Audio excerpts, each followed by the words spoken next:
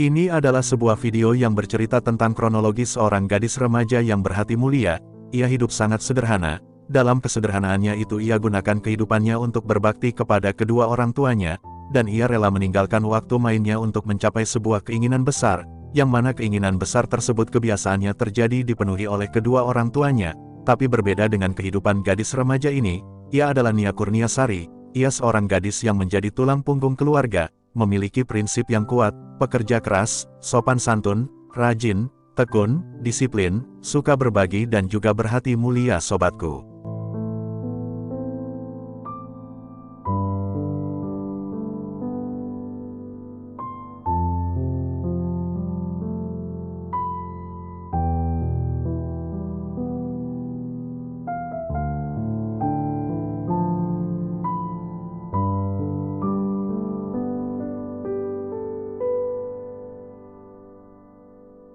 Oke sobatku semua, sebelum kita lanjut ke topik pembahasannya, bagi kalian yang baru bergabung di channel ini, mari sejenak ringankan tangannya untuk tekan subscribe dan aktifkan juga tombol lonceng notifikasinya, dan sejenak ikuti saya membaca surat Al-Fatihah. Kita niatkan doanya untuk Nia Kurniasari binti Asril. Al-Fatihah. أعوذ بالله من الشيطان الرجيم بسم الله الرحمن الرحيم الحمد لله رب العالمين الرحمن الرحيم مالك يوم الدين إياك نعبد وإياك نستعين اهدنا الصراط المستقيم صراط الذين أنعمت عليهم غير المغضوب عليهم ولا الضالين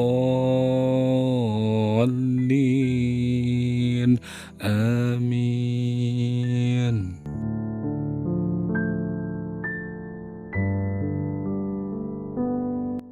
Alhamdulillah sobatku, mudah-mudahan dengan berkat doa kita bersama yang kita niatkan untuk almarhumah Nia Kurniasari, semoga Allah tempatkan almarhumah Nia di tempat yang paling indah yaitu surga, amin.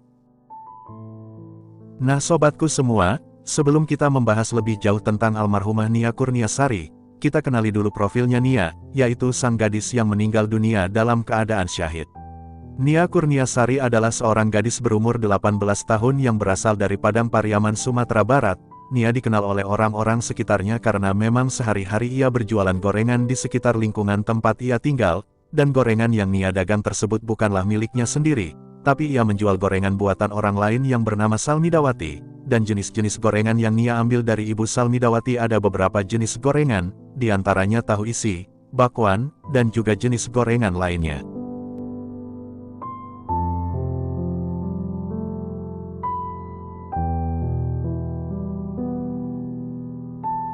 Setiap jam 3 sore atau selambatnya jam setengah 4 sore Nia pergi ke rumah Ibu Salmidawati untuk mengambil dagangannya.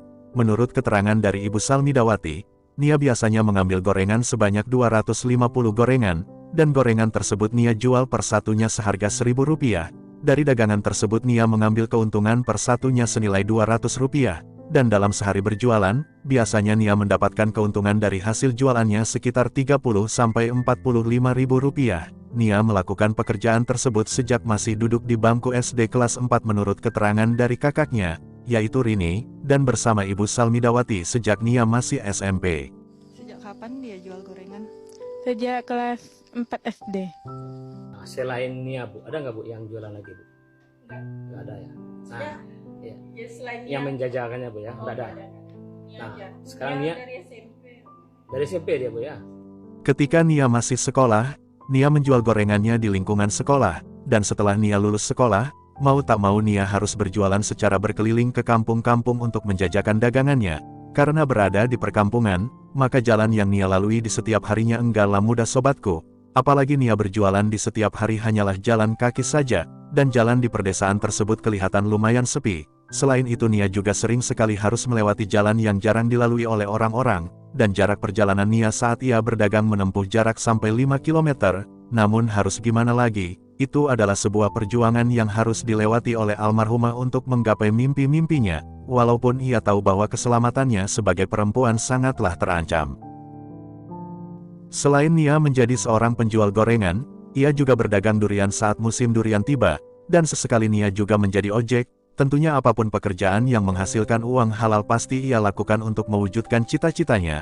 Selain ia dikenal sebagai pedagang gorengan, ternyata Nia juga dikenal memiliki prestasi, yaitu dia pernah mendapatkan juara 1 silat di tingkat provinsi. Sobatku, ketika kalian mendengar bahwa Nia ada ilmu silat atau ilmu bela diri, tapi kenapa bisa terjadi seperti itu? Begini sobatku, setiap orang walaupun ia memiliki ilmu silat atau ilmu apapun, yang namanya naas atau maut tetap bakal terjadi kepada orang tersebut. Maka dari itu adalah hal yang lumrah terjadi kepada seseorang sebagai manusia biasa. Dari sini ada pelajaran yang bisa kita ambil sobatku, yang bahwa berhati-hatilah ketika lagi sendirian terutama kepada kaum perempuan, karena perempuan tetaplah perempuan, tenaga perempuan tidaklah sebanding dengan tenaga kaum laki-laki, dan mereka perempuan harus kita lindungi, dan jangan sesekali menjahati mereka apalagi perempuan tersebut orang yang baik. Berbicara tentang ilmu silat, Nia Kurniasari sudah cukup matang menguasai teknik persilatan. Nia juga sudah di tahap sabuk coklat, bahkan Nia dipercaya untuk melatih silat di beberapa sekolah yang ada di daerahnya. Dan gak cuma itu sobatku, di sekolah Nia juga aktif di berbagai bidang, di antaranya Nia aktif di pramuka, OSIS, dan juga di berbagai bidang lainnya yang ada di sekolah.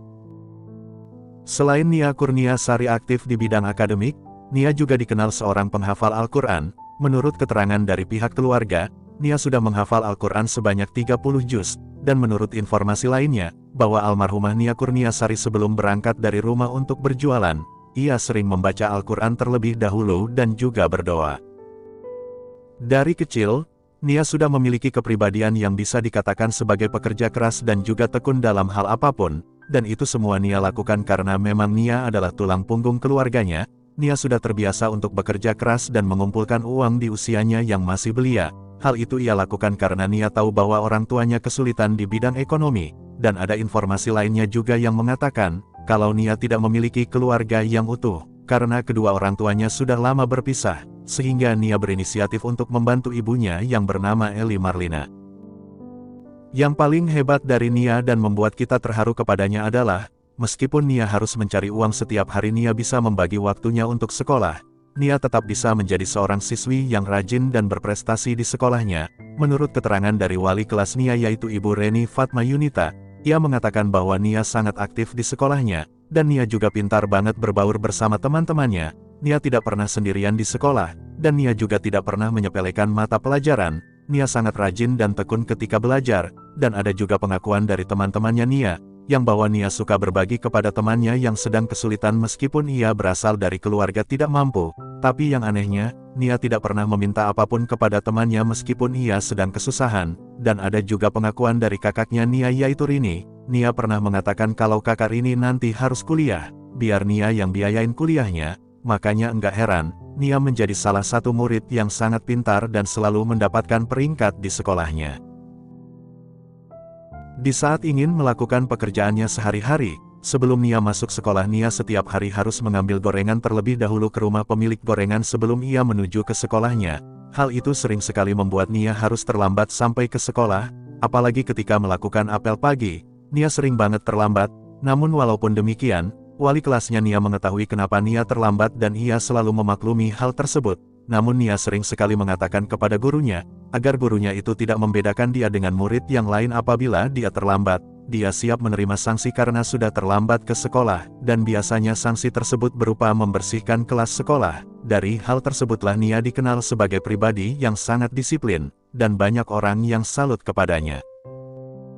Yang paling membuat kita salut dan kagum terhadap Nia Kurniasari selain Nia memiliki prestasi yang sangat luar biasa, dari hasil jerih payahnya di saat ia mencari rejeki untuk membantu dan sekaligus membanggakan orang tuanya, ia tidak pernah sungkan bahkan rumah yang saat ini mereka tinggal adalah hasil dari jerih payahnya sendiri. Bisa kebayang sobatku bagaimana tulus ikhlasnya hati almarhumah Nia Kurniasari untuk membantu kebutuhan hidup keluarganya.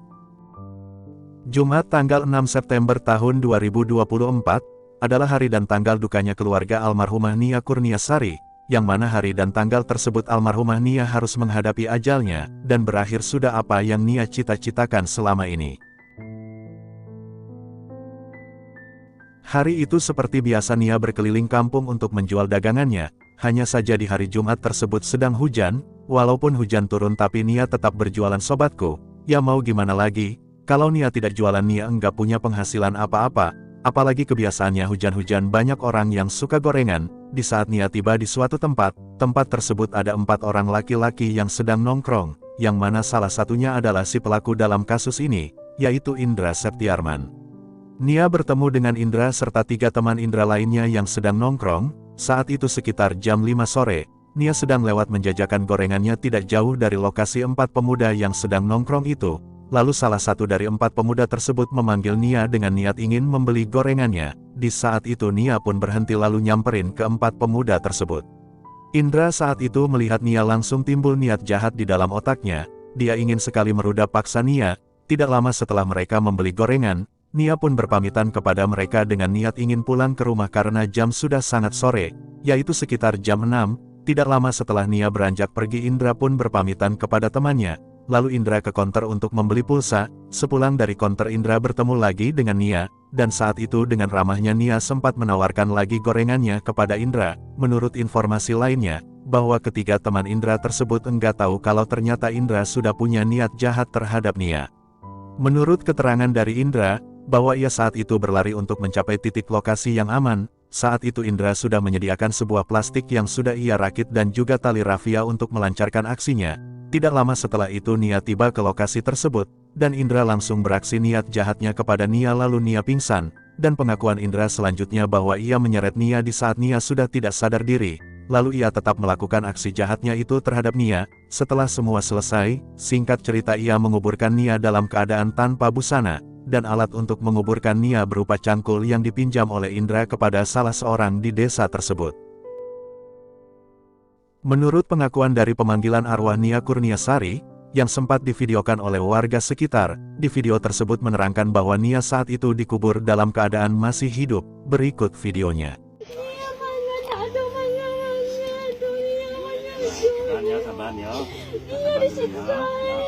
Semenjak Nia Kurniasari telah tiada, dengan niatnya yang baik dan tulus ikhlas ketika almarhumah masih ada, yaitu berbakti kepada orang tuanya serta ingin melanjutkan pendidikan tinggi. Dengan sirnanya cita-cita dan keinginan tersebut, Gusti Allah menghibur keluarga almarhumah dengan cara yang sangat luar biasa, yaitu banyaknya orang berdatangan ke rumah almarhumah dari segala penjuru. Banyak juga bantuan-bantuan yang diberikan kepada keluarga almarhumah, dan masyarakat yang ada di desanya pun sangat antusias bergotong royong membangun rumah untuk keluarga almarhumah. Dan banyak juga yang mengatakan bahwa makamnya almarhumah Nia Kurniasari memancarkan bau yang sangat wangi, dan saat ini, almarhumah Nia Kurniasari dinobatkan wanita tercantik di Indonesia. Kenapa begitu sobatku? Yang pertama, Nia berbakti kepada orang tuanya, terus Nia pun seorang penghafal Al-Quran 30 juz. Selain itu Nia juga kerap membantu teman-temannya yang sedang kesulitan, ditambah ia meninggal dalam keadaan dianiaya sobatku. Dan menurut keterangan dari ustadz-ustadz, Nia Kurniasari meninggal dalam keadaan syahid, karena ia memperjuangkan harga dirinya, maka dari itu ia meninggal dalam keadaan fisabilillah.